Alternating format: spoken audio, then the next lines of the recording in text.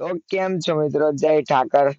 અત્યારે ઘડિયાળમાં ટાઈમ થયો છે રાતના 9:15 વાગ્યા છે અને આપણે ડાકોર પગપાળા જવા માટે તૈયાર થઈ ગયા છે. તો બન્યા રહેજો વ્લોગમાં, તમને આગળ બતાવીશું.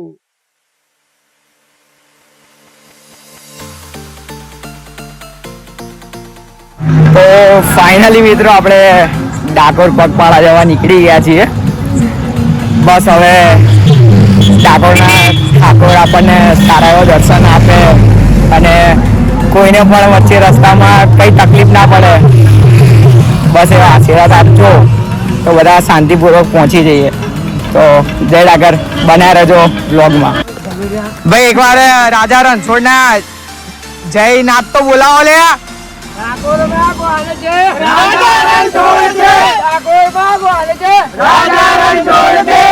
બોલો દ્વારકાધીશની જય. નમો પાર્વતી પતે.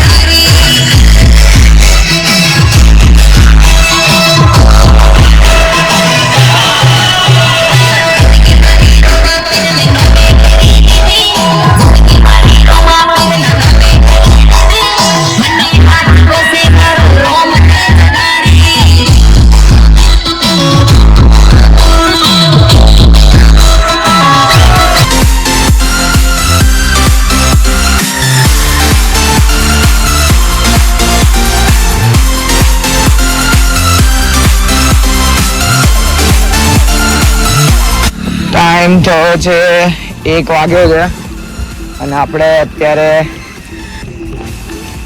કપડવંશથી ડાકોર પગપાળા જવામાં અડધે રસ્તે પહોંચી ગયા છીએ. તો બસ હવે આગળ વિસામાની ગણતરી છે બધાને.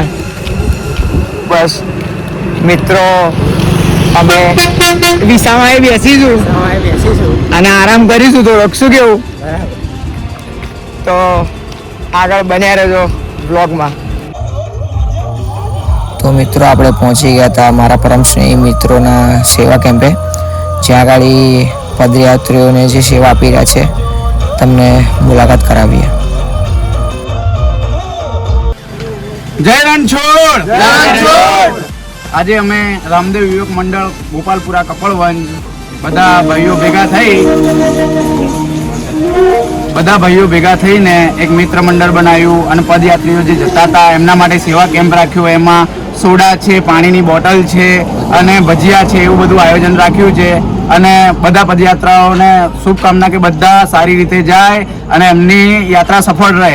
બોલો જય રણછોડ.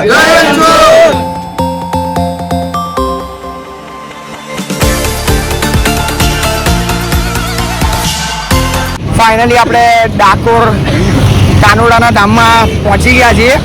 તો અમારા મિત્રો કાળિયા ટાકરને એમ કહી રહ્યા છે કે ભાઈ તમારા બંધ દરવાજા ખોલો. તો ભાઈ શું કેવું? જય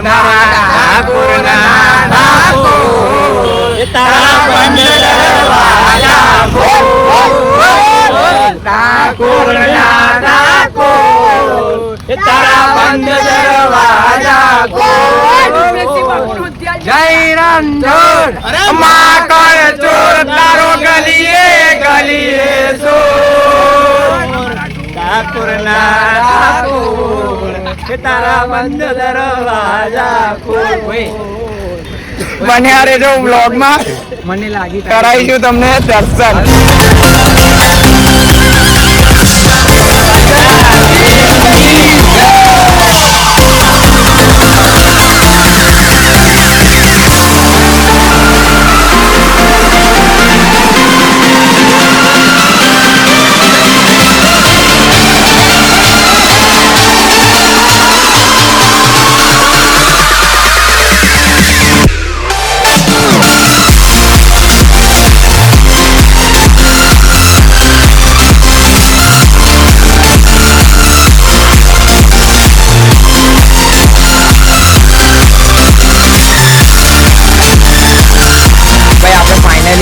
કાળિયા ઠાકરના દર્શન કરી લીધા છે અને બધાને અહીંયા કાળિયો ઠાકર એવા આશીર્વાદ આપે કે ખૂબ તરક્કી કરે.